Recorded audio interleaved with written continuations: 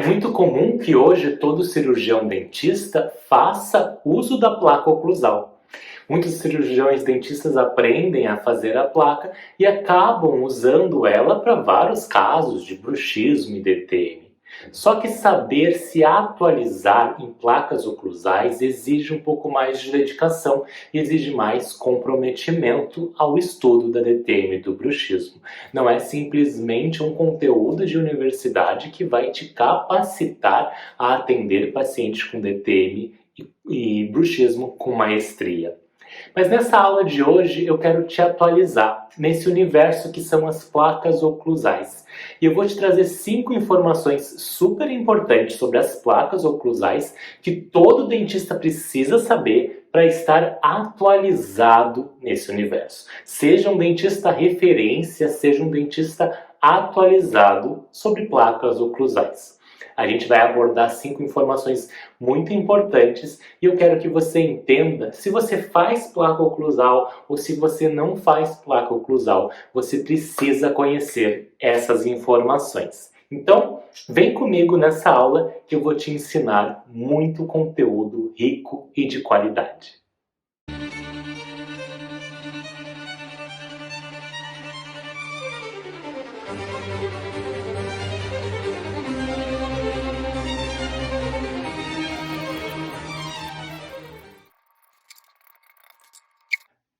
As placas oclusais são com certeza um grande aliado no tratamento das disfunções temporomandibular e no controle do bruxismo.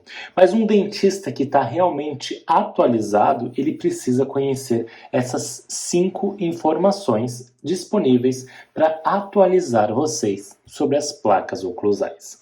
Então vamos lá, vamos falar exatamente sobre cada uma delas.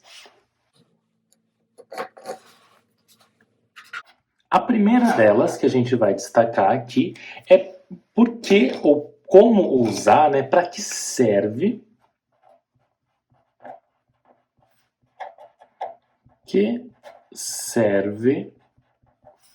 uma placa oclusal. Para que ela é usada, indicada, quando que a gente vai indicar essa condição? Bom, a placa oclusal, ela nada mais é do que um dispositivo interoclusal removível, ok? Vamos colocar aqui. Ela, obviamente, ele é um dispositivo, ele é usado de forma interoclusal e ele é removível. Esse aparelho, esse dispositivo, ele é rígido. Geralmente tem a função de ser rígido. Geralmente rígido. A gente vai discutir ainda nos próximos tópicos por que ele deve ser rígido e por que a gente pensa em fazer a placa usando um material como a resina acrílica. Então esse dispositivo ele cobre as superfícies incisais e oclusais, criando contatos oclusais com os dentes antagonistas, tá? E essa placa oclusal, ela vai ter então o contato com o antagonista, e esse contato com o antagonista pode fazer com que a placa seja feita na arcada superior ou mesmo na arcada inferior. Eu recebo muitas dúvidas, geralmente, perguntando: André, tu faz a placa aonde? Na arcada superior ou na arcada inferior? E aí os estudos vêm mostrando que realmente não tem diferença se for fazer na arcada superior ou inferior. Se você conseguir o resultado e seguir as características ideais dessa placa oclusal, não há nenhum problema. A grande dificuldade que eu digo de fazer uma placa inferior, que eu vejo por experiência clínica, que ela é muito mais difícil de ajustar, muito mais complicada de ter todos os contatos dentais coincidentes, todos os contatos tendo contato com o antagonista, então pelo menos um contato em cada elemento dental. Esses ajustes que são feitos na placa inferior são muito mais trabalhosos para mim, no meu ponto de vista. Além disso, a placa inferior, na hora de ajustar internamente essa placa, para que ela caia, ela entre em boca, ela entre na arcada e tenha retenção e tenha estabilidade sem ter báscula, eu acho que todos esses ajustes são mais complicados de se fazerem na arcada inferior, ok? Mas não há nenhum problema em fazer na arcada inferior. Já teve casos, por exemplo, onde o paciente tem alguma neuropatia no dente superior e ele prefere fazer na inferior. Algum paciente, às vezes, tem uma alteração ou uma falta muito grande de dentes na arcada superior, eu opto por fazer na arcada inferior também. Tá? Lembrando que a placa oclusal, as placas de uma forma geral, elas são um tratamento que hoje ele é considerado um tratamento conservador, não é um tratamento agressivo, ok? E é considerado também um tratamento reversível. Ou seja, não ficou bem, não se adaptou, o paciente não se adequou a ela, é só remover. Né? É só fazer uma outra ou fazer um outro tipo de tratamento. É possível reverter esse tipo de tratamento. E a placa oclusal, para que ela serve? Ela tem pelo menos 5 possibilidades ou 5 ideias ou objetivos de por que fazer uma placa oclusal. E dentre esses 5 objetivos, o primeiro deles é controlar, ok, sinais e sintomas principalmente da disfunção temporomandibular. Seja mais para problemas musculares ou mais para problemas articulares. Mas o objetivo principal é controlar esses sinais e sintomas. Claro, a placa oclusal não deve ser tratamento único e ela não deve ser feita para todos os casos. Existem indicações específicas, existem situações de DTM específica que a gente vai fazer a placa oclusal. Não é para tudo, não é para toda condição, para dor crônica, para tratar até dor no pé. Não é assim que funciona. É para casos específicos de DTM, casos de, por exemplo, uma dor miofascial, por exemplo, uma mialgia, casos específicos de DTM articular. Tá? Então, ela vai controlar os sinais e sintomas da DTM e vai também, em segundo ponto, ou segundo objetivo, controlar os sinais e sintomas do bruxismo. Aqui, principalmente, o bruxismo do sono. Vai ajudar protegendo os dentes durante o sono, evitando, controlando algum sinal e sintoma decorrente desta condição. Além disso, a placa oclusal ela pode alterar as relações estruturais da ATM, da articulação temporomandibular. Então, isso é um dos objetivos também do uso da placa oclusal. Por exemplo, pacientes que têm DTM do tipo articular, do tipo degeneração. E a degeneração está acontecendo na cabeça da mandíbula. O que eu quero? Eu quero evitar a progressão dessa degeneração. E uma forma de evitar essa progressão é diminuir qualquer sobrecarga que vai ter sobre a articulação temporomandibular. Então eu posso confeccionar uma placa oclusal removível que vai ser usada, ela vai ser um pouco mais espessa, com o objetivo de afastar as estruturas articulares, alterar as relações estruturais da TM. Então, se eu afastar a cabeça da mandíbula do côndilo, eu vou evitar que tenha ali qualquer desgaste, qualquer contato mais mecânico e ósseo naquelas estruturas, assim possibilitando que essas relações estruturais da TM sejam melhores ou fiquem mais confortáveis, mais cômodas para esse paciente. Então, um caso onde eu posso usar uma placa oclusal um pouco mais espessa são em casos de doenças degenerativas. Mas, obviamente, para entender de doença degenerativa, você precisa entender de disfunção temporomandibular. Quem sabe a gente não vem falar sobre doenças degenerativas numa próxima aula. Quarto objetivo de usar uma placa oclusal é prevenir mobilidade dental. E vai prevenir também o desgaste dental. Então, um dos principais objetivos da placa oclusal, principalmente no seu uso durante o bruxismo, é para prevenir qualquer desgaste às estruturas dentais do nosso corpo. A placa ela tem um excelente papel ou um excelente objetivo de evitar os desgastes entre dentes, próteses e restaurações. Isso faz com que o nosso trabalho, o nosso sistema orofacial, ele dure por mais tempo, né? A nossa estrutura dental, ela fique protegida por mais tempo. Então, um grande objetivo e uma excelente opção terapêutica aqui das placas oclusais é para isso, evitar qualquer possibilidade de desgaste oclusal. O quinto objetivo aqui da nossa placa oclusal, dos diversos tipos de placa oclusal, é para proteger. Então, a gente vai proteger aqui os nossos trabalhos. Então, vai proteger as restaurações, vai também ajudar a proteger, o que mais? As facetas e também as próteses que são utilizadas na arcada dental.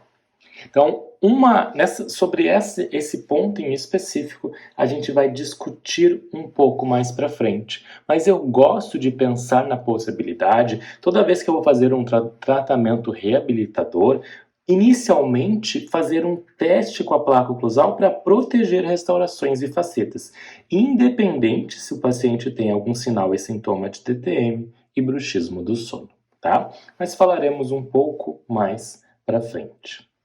Sobre esses objetivos da placa oclusal, tem um estudo muito interessante que eu gosto de destacar aqui. É um estudo de João Vicente Rosar, tá? E colaboradores, publicados em 2017 na Journal, deixa eu lembrar que revista foi, não, na Archives of Oral Biology, uma revista super importante. E o João Vicente, junto com outros pesquisadores, como Thaís de Souza, Odilon Vila Dias, Fernanda Yuki e Yuri Martins Costa, meu amigo e professor da Unicamp, da Universidade de Campinas, a professora Maria Beatriz Duarte Gavião, professor Leonardo Rigol de Bom Jardim, da USP de Bauru, e a professora Paula Midori Castelo. Esse estudo mostrou também um efeito muito interessante de dispositivos interoclusais removíveis, como as placas oclusais, no sono. Então, os resultados desse estudo, a short term, que eles são falados, né, em pouco tempo de acompanhamento, mostrou que as placas dos dispositivos interoclusais, eles mostraram um efeito positivo na sintomatologia da DTM, na força também, na força de mordida aplicada e também na relação da qualidade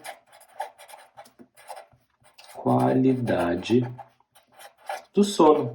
Então foi um dos estudos mostrando, bem interessante, mostrando o quanto esse dispositivo interoclusal pode ter um efeito positivo na qualidade do sono do nosso paciente, ajudando então como objetivos a controlar sinais e sintomas de DTM e de bruxismo do sono, por exemplo.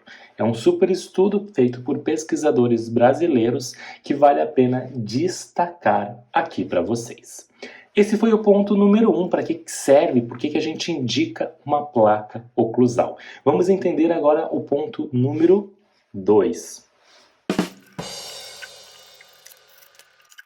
O segundo ponto a destacar aqui sobre fatos importantes e atuais sobre a placa oclusal é que a placa oclusal, tá? Ela não é relaxante. E aí é um ponto que a gente é meio polêmico em abordar. A placa não é mio-relaxante. Esse ponto é interessante de discutir, porque toda vez que eu escuto alguém falar eu vou aplicar uma placa mio-relaxante no paciente, ou ainda vou aplicar uma placa de Michigan no paciente, cuidado com essas informações e essas nomenclaturas que elas estão um pouco desatualizadas. Eu vou trazer para vocês aqui um estudo muito incrível, já um pouco antigo, lá de 2005. Foi um estudo publicado por uma pesquisadora da Itália, da Universidade de Nápoles, a pesquisadora Ambra Michelotti. Tá? Ambra Michelotti, lá em 2005, publicou um artigo na Journal Dental Research, JDR, que é uma das melhores revistas de odontologia hoje existentes internacional. A Ambra Michelotti, junto com outros pesquisadores como Farella, Gallo, Veltri, Sandro Pala e Martina, publicaram esse artigo mostrando um dos papéis da placa oclusal que não tem esse fator realmente mio-relaxante. É muito legal esse estudo, ele é um pouco antigo, mas eu gosto sempre de falar nessa relação, usar com uma placa não mio-relaxante, ok? Esse termo está um pouco desatualizado, assim como o termo placa de Michigan. Vamos falar sobre eles, então. O que esse estudo fez? Qual era a hipótese desse estudo? O que eles queriam saber? Eles queriam saber se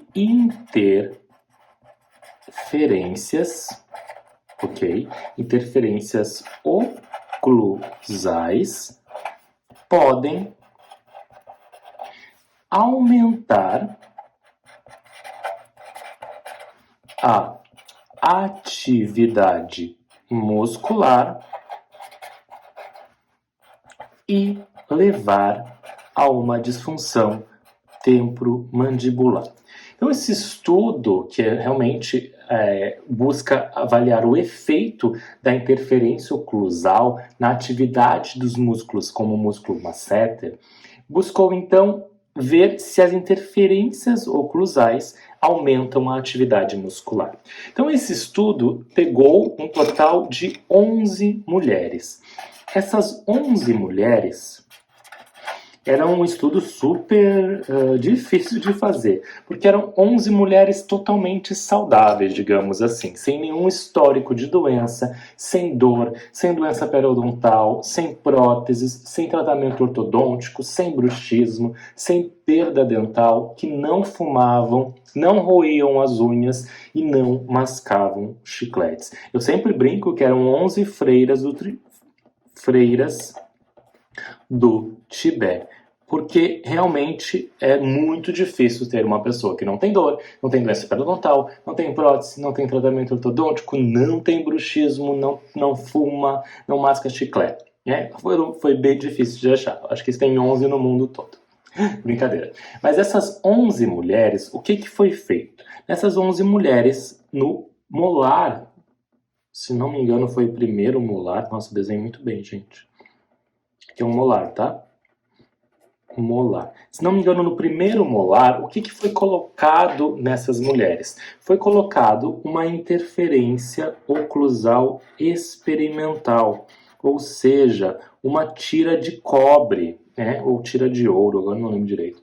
Mas foi colocado na oclusal e foi colocado na vestibular. Oclusal e vestibular. Uma tira de ouro ou de cobre nesse elemento dental, no molar.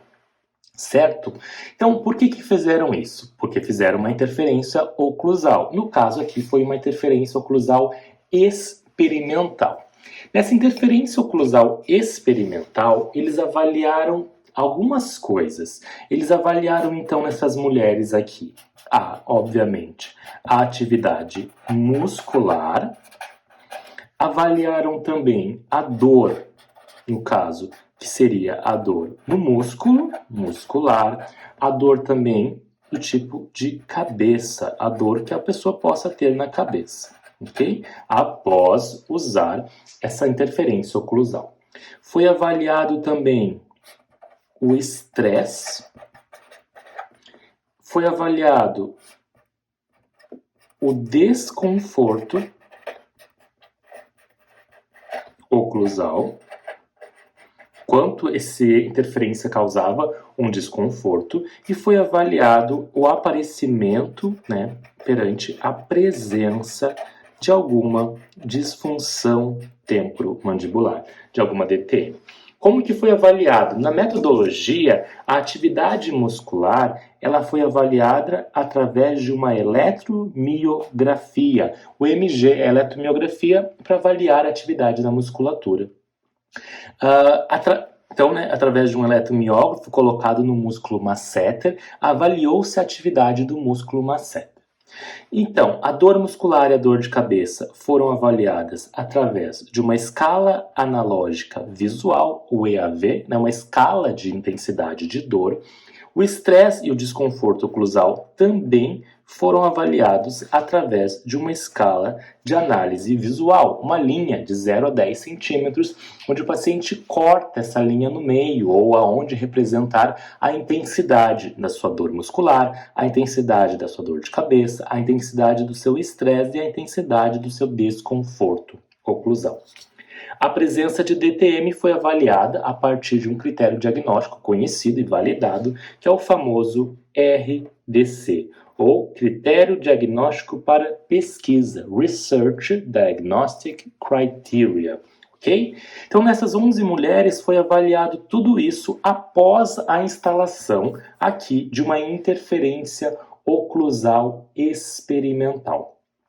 E a ideia era buscar qual era a hipótese desse estudo. Acreditava-se que as interferências oclusais podem aumentar a atividade muscular e levar a uma disfunção temporomandibular. Essa era a hipótese do trabalho.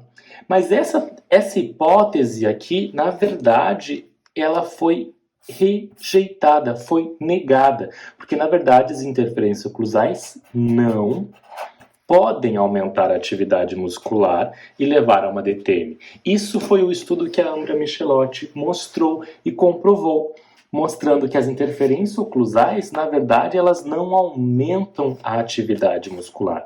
O que mostrou aqui de resultado desse estudo foi que as interferências oclusais experimentais, elas, na verdade, elas diminuem a atividade muscular. Como assim, André? Então, a interferência oclusal colocada aqui, em vez de aumentar a atividade muscular, diminuiu. Isso mesmo, ela diminuiu a atividade. Vou até destacar um pouco mais aqui, isso aqui, né?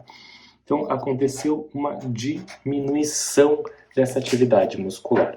Mostrando aqui também, como resultado, que as interferências oclusais não causaram, né, nesse tipo de paciente, não causaram dor muscular, não causaram dor de cabeça, dor muscular, nem dor de cabeça. Perfeito? Muito interessante esse estudo aqui. Esse resultado desse estudo, mostrando uma diminuição na atividade muscular, vou destacar aqui, e não causando dor nem dor de cabeça, e não levando a uma disfunção temporomandibular, na época, em 2005, foi um estudo que movimentou a ciência, né? Mostrou importantes descobertas para a ciência. E esses resultados aqui mostram, então, na verdade, que o nosso corpo ele tem o que a gente chama de comportamento de proteção. Então, quando a gente coloca uma interferência oclusal, ele causa aqui um comportamento, e esse comportamento ele é de proteção. E esse comportamento ele causa também uma adaptação, chamada de adaptação neuromuscular. Então, quando a gente coloca nesse exemplo aqui, né, discutindo esse trabalho, quando se coloca uma interferência oclusal, a gente tem, na verdade, a musculatura e todo o nosso sistema orofacial, ele se adapta a essa estrutura e tem um comportamento de proteção. Opa, tem uma coisa errada ali, né? O meu dente, a propriocepção começa a perceber que tem uma coisa errada. Tem um dente mais alto ali, né? Tem uma interferência mais alta, tá? Mudou, tá diferente. E se mudou como comportamento de proteção, eu não vou fazer mais força para estragar mais o meu sistema. Eu vou fazer menos força. Ou seja, a atividade muscular vai diminuir. Então, vai diminuir essa atividade muscular, porque é um mecanismo de proteção, para proteger o meu sistema orofacial de injúrias, de danos que estão acontecendo por esse dente mais alto, por essa estrutura mais alta ou estrutura diferente. Discutindo isso e extrapolando esses resultados, a placa oclusal ela tem um efeito de causar essa alteração, né? Causar uma interferência. Ela leva... ela altera a propriocepção dental, né? A gente vai morder diferente, a gente vai ter uma oclusão diferente. E isso, se extrapolando esse resultado, através de um comportamento de proteção e de adaptação, o nosso corpo ele diminui a atividade muscular. Por isso que um dos objetivos da placa oclusal realmente é atuar na atividade muscular. Tá? Mas ela não atua sendo miorrelaxante, porque ela apenas diminui a atividade muscular. Ela não bane ou relaxa toda a musculatura. Ainda vão ter fibras musculares ali que vão estar contraindo. E apenas acontece uma diminuição da atividade muscular, não a paralisia ou a diminuição total dessa atividade muscular. Então ainda vai acontecer contração muscular, ainda vai ter, apesar de ser menor. Então a placa hoje não é correto dizer que ela é miorrelaxante, porque ela ainda permite a contração muscular, apesar de ser menor. E essa questão de ser menor a atividade muscular não é para sempre. Acontece também essa adaptação neuromuscular. Ou seja, as placas, quando a gente coloca em boca, elas têm um efeito de diminuir a atividade muscular, mas é passageiro, é transitório. Vou até destacar com uma outra cor aqui. Isso é transitório, porque o nosso corpo se adapta, inclusive com essas alterações, com essas interferências. Então o nosso corpo vai se adaptar e logo depois a atividade muscular volta a seu estado normal.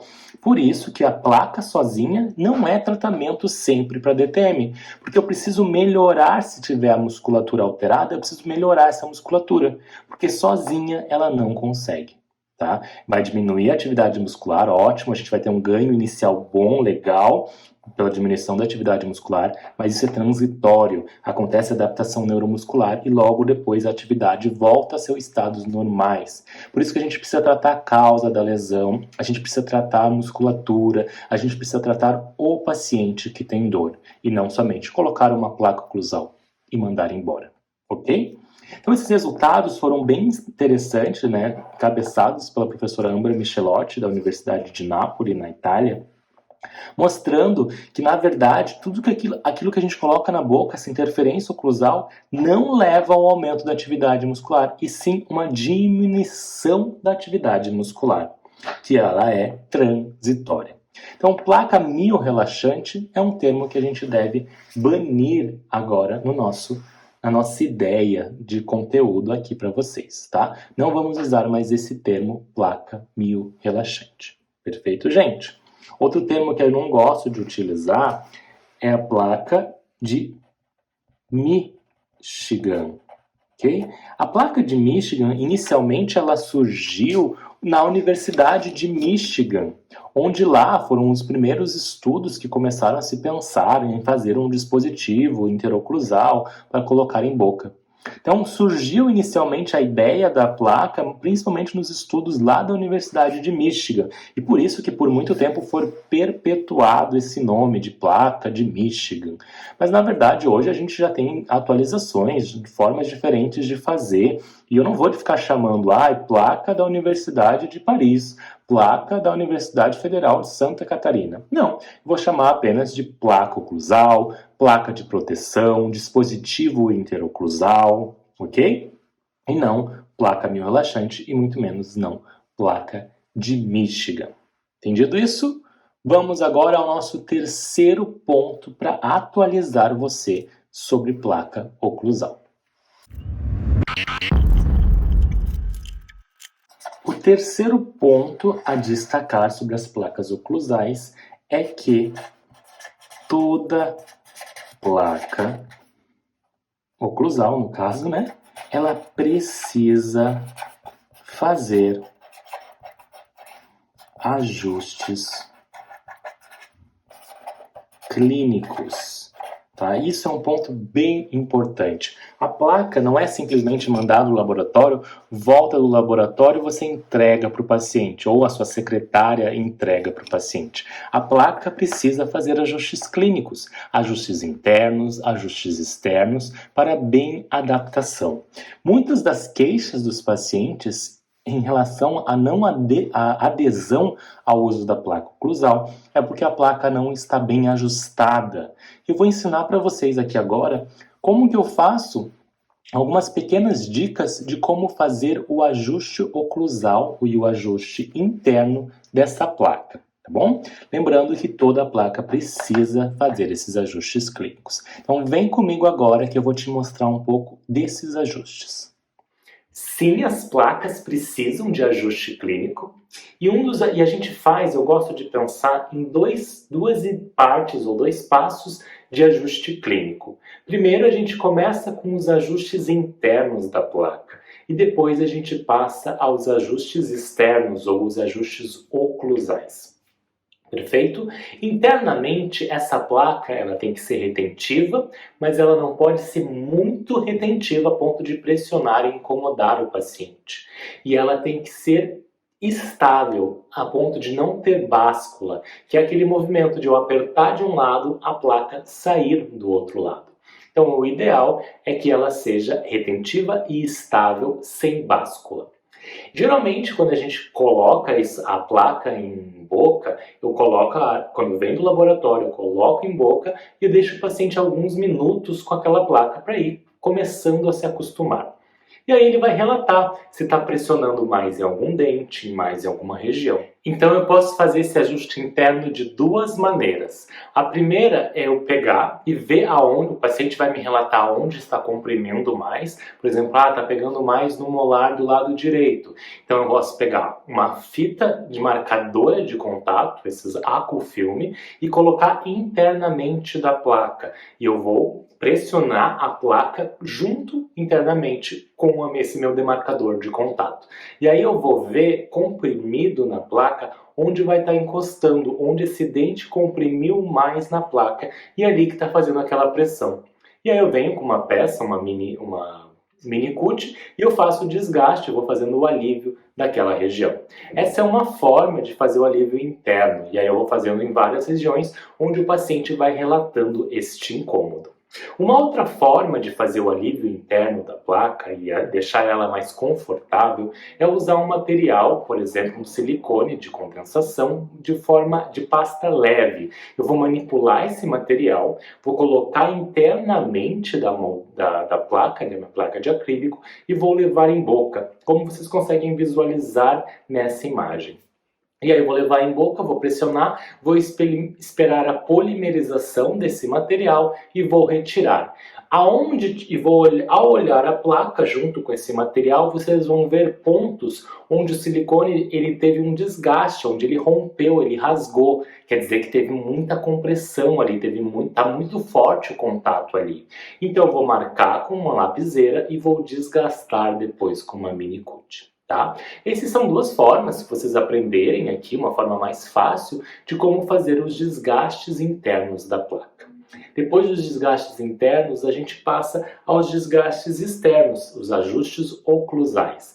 Importante também sempre ver o espaço para a língua, não ser uma placa muito espessa que vai lá na língua, incomoda, vai incomodar no falar, vai incomodar, a língua vai ficar batendo, não é bom. Então na parte lingual, digamos assim, dessa placa, ela tem que ser o mais fina possível, que permita ainda que a placa tenha uma estrutura, uma robustez. Então a gente vai, geralmente a placa começa, a gente marca os contatos oclusais com um papel demarcador, começa lá todos, eu gosto de pegar um pedaço de papel que marque exatamente dente a dente, e aí eu consigo marcar e sentir exatamente onde estão os contatos oclusais.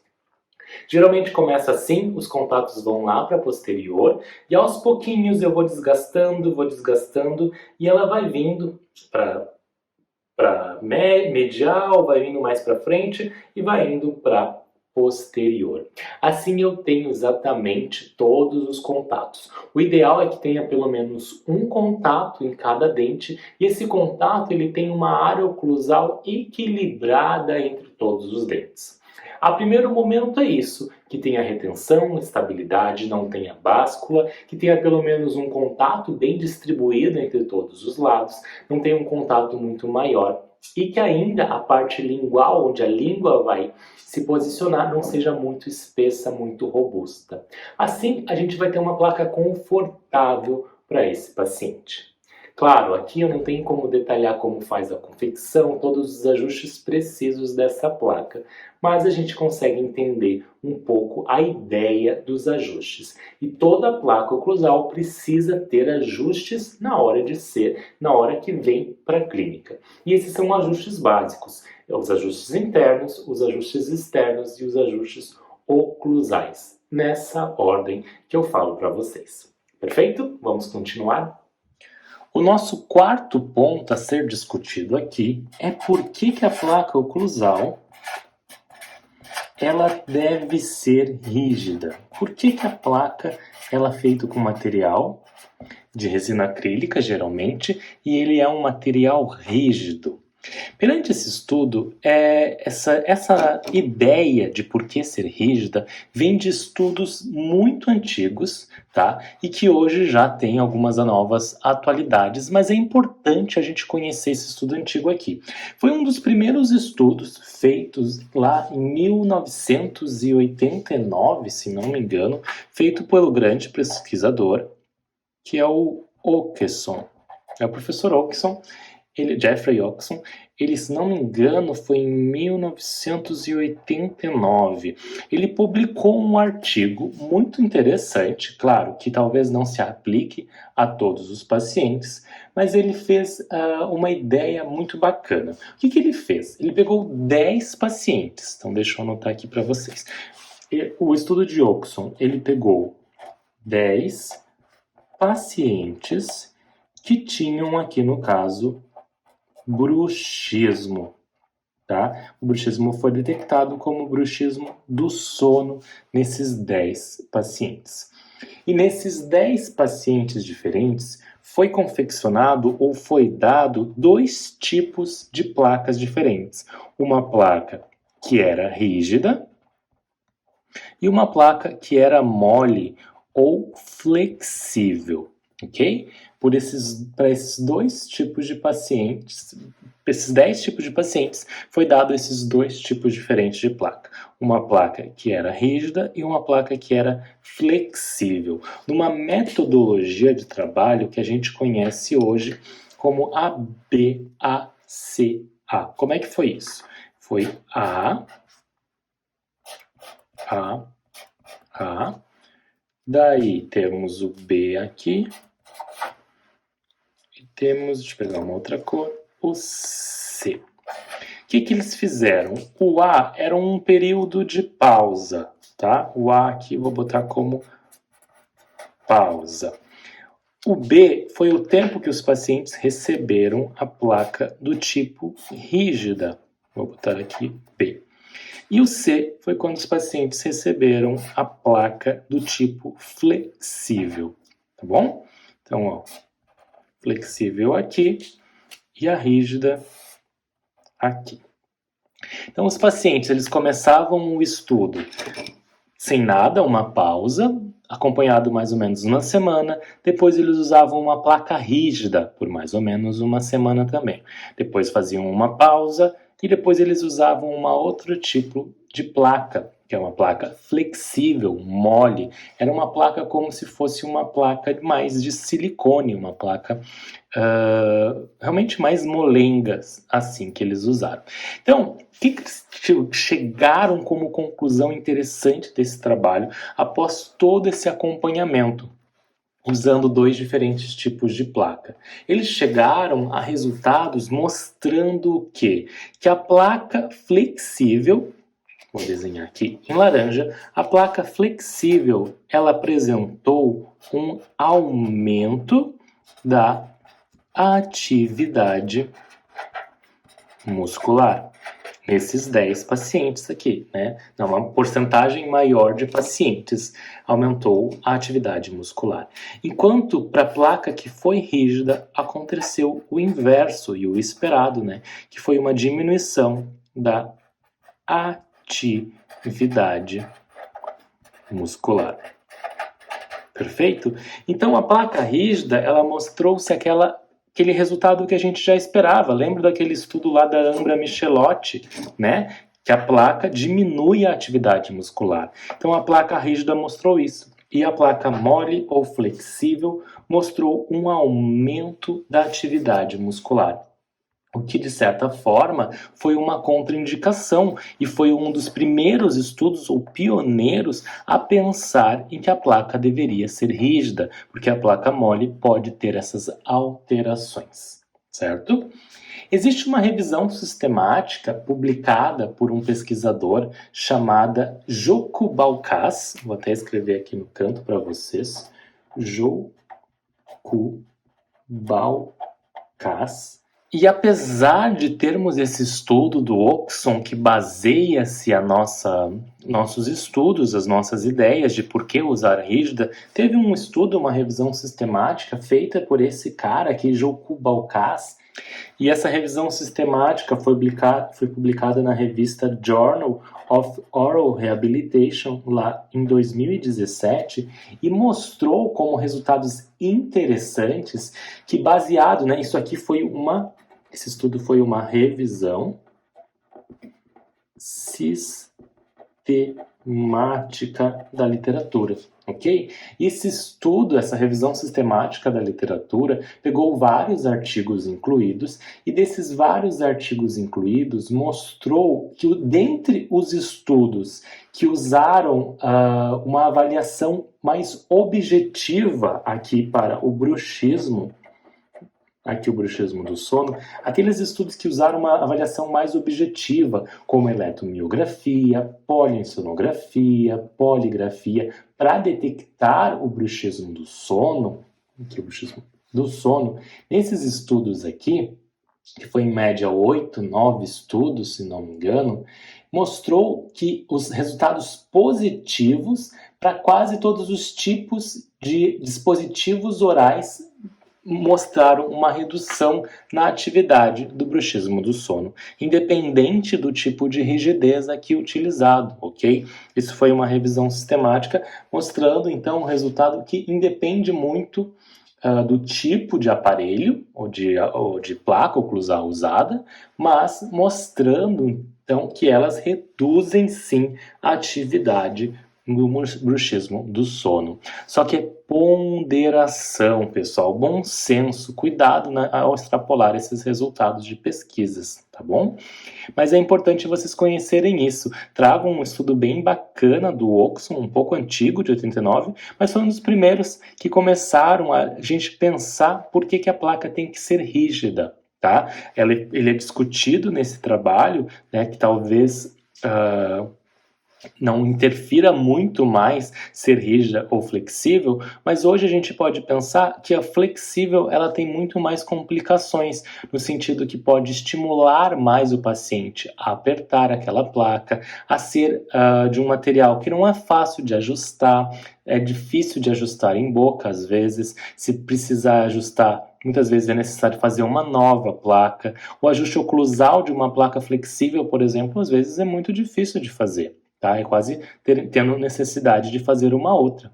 Então, pensando em todos esses pontos, eu ainda hoje penso em utilizar a placa rígida porque ela tem mais força ou mais poder de evidência para atuar no bruxismo ou na disfunção temporomandibular, diminuindo essa atividade muscular. Lembrando que essa diminuição da atividade muscular, ela é sempre transitória.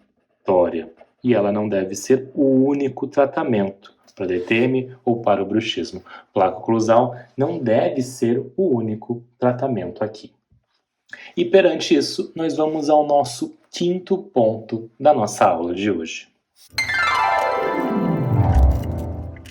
O nosso quinto ponto de informações para atualizar você nesse universo das placas oclusais é as placas que elas servem, as placas que têm como objetivo proteger, restaurações ou restaurações facetas. Isso é uma parte individual do tratamento. Agora eu vou falar um pouco da minha experiência clínica para vocês. Quando atendo pacientes sem ter DTM, sem ter bruxismo, e eu faço próteses, eu faço restaurações reabilitadoras na região anterior, por exemplo, coloco facetas, eu tenho o hábito de proteger essas minhas restaurações e minhas facetas com placas oclusais, independente do paciente ter ou não o bruxismo ou uma DTM. Vou explicar aqui para vocês de uma forma mais fácil esse quinto ponto. Então, o que eu gosto de falar sobre esse ponto? Nos casos onde eu faço uma reabilitação oral, faço facetas, faço próteses, eu gosto, em primeiro momento, de proteger essas minhas restaurações. Eu não quero que quebrem com facilidades. Então, geralmente, eu faço para esses pacientes, inicialmente, uma placa oclusal. Eu instalo as minhas facetas, eu instalo as minhas próteses, faço as minhas restaurações mais extensas e instalo a placa oclusal, independente se o paciente tem uma DTM ou um bruxismo. E eu vou usar essa placa oclusal no momento de acompanhamento. É uma ideia que eu sugiro para vocês. Então vai acompanhar o paciente, vai usando a placa e vai acompanhando por um tempo, ali no máximo um mês. E daí você vai ver se o paciente vai ter algum hábito durante a noite, por exemplo, que vai estar desgastando a placa, que vai estar marcando a placa. Às vezes pode ter algumas ilhas de desgaste, de apertamento da placa, que o paciente não percebe. Então, eu uso essa forma de controlar e ver se o paciente está apertando, está rangendo a placa. Se o paciente, nesse um mês, a placa está igual, está lisa, está bem estável, não tem nenhum desgaste, nenhuma marcação na parte oclusal, perfeito. Eu sei que esse paciente não está com nenhum incômodo, nenhum hábito noturno que vai estragar ou atrapalhar o meu procedimento protético, as minhas facetas, as minhas restaurações. Mas se, depois de um mês, essa placa vem arranhada, essa placa vem com desgaste, essa placa vem com perfurações ou com áreas de apertamento, onde eu detecto um apertamento dental, eu sei que esse paciente tem um hábito noturno e eu preciso fazer uma anamnese mais detalhada, porque isso pode ser um bruxismo do sono ou um bruxismo em vigília, aprender a detectar essa condição, isso é importante que o cirurgião dentista saiba detectar a condição de bruxismo do sono e também o bruxismo em vigília, seja primário ou seja secundário, temos aula já sobre isso aqui no ATM Flix. E é importante que o dentista saiba isso. Detectamos o bruxismo, a gente daí começa o nosso controle do bruxismo, mantendo sempre a placa com o objetivo de proteger essas restaurações e essas nossas facetas. Perfeito? Entendido? Esse foi o nosso quinto ponto. Então essa foi a nossa aula de hoje e a gente aprendeu tanta coisa, né? E vocês estão aqui comigo para aprender 5 informações sobre placas oclusais que vão transformar você em um dentista atualizado. E a primeira informação foi sobre placa, para que serve? Discutimos todas as possibilidades desse dispositivo interoclusal removível, contato com o antagonista, seus objetivos, que são controlar sinais e sintomas de DTM, bruxismo do sono, alterar relações estruturais da ATM, prevenir mobilidades dentais e desgaste, proteger restaurações, facetas e próteses. Falamos que a placa não é miorrelaxante, trazendo o estudo da Ambra Michelotti com 11 mulheres, mostrando que as interferências oclusais, elas diminuem a atividade muscular, sendo ela, obviamente, atividade transitória. Vimos também que toda placa precisa fazer ajustes clínicos. E vimos também por que essa placa deve ser rígida, mostrando estudos antigos de Oxon de 1989. E finalizamos com a minha experiência, a minha visão sobre a utilização de placas para proteger restaurações e facetas. Essa aula te trouxe muita informação e eu agradeço por você ficar até aqui. Passado por toda essa revisão, eu espero que agora, a partir dessas 5 informações novas, você esteja mais atualizado nesse universo que são as placas oclusais. Eu te convido a conhecer o ATM Flix e vir comigo. Toda semana você tem aqui uma aula gratuita para atualizar sobre bruxismo, DTM e neuropatias. Eu sou o professor André Porporati e eu quero que você entenda DTM de uma forma fácil. Vem comigo? Ei, se você quer continuar assistindo essas aulas, lembre de gravar o seu contato e se cadastrar no ATM Flix para receber toda semana essas aulas. Aqui na descrição desse vídeo você vai ter ali o link para acessar e receber essas aulas todas as semanas. Se você quer, mas entendam que essas aulas elas ficam apenas por uma semana. Elas ficam gratuitas para todo mundo ter acesso e poder assistir. Mas depois de uma semana elas vão automaticamente para a minha plataforma completa de assinatura mensal, que é o ATM Flix. Por uma parcela muito pequena, você consegue se atualizar toda semana. Toda semana você recebe uma aula nova, são 4 aulas por mês e já tem mais de 20 aulas pregressas. Você está vendo que essa aula número 21, ou seja, tem 20 aulas antigas como essa já disponíveis na plataforma do ATM Flix Experiência Completa. Aqui também na descrição desse vídeo você vai ter mais informações sobre isso. Eu te quero comigo, eu te quero atualizado, eu te quero completo e eu quero que você seja uma referência na área de dor orofacial, DTM, bruxismo e neuropatias. Eu sou o professor André Porporati e eu te quero comigo nessa jornada. Vamos juntos?